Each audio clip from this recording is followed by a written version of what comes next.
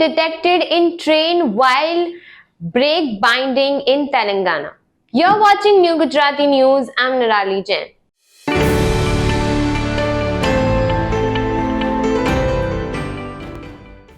Smoke was detected in Secunderabad-Sirpur-Kagaznagar train this morning due to the issue of brake binding, according to South Central Railway.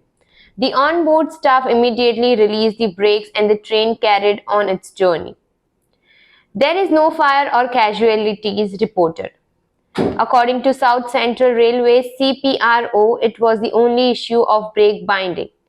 A cloud of smoke was detected.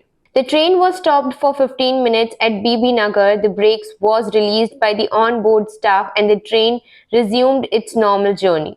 There is no fire. The incident occurred about 9:15 a.m. today morning in Secunderabad-Sirpur-Kagaznagar train, said CPRO Rakesh. Thank you for watching New Gujarati News. Stay tuned for more such videos.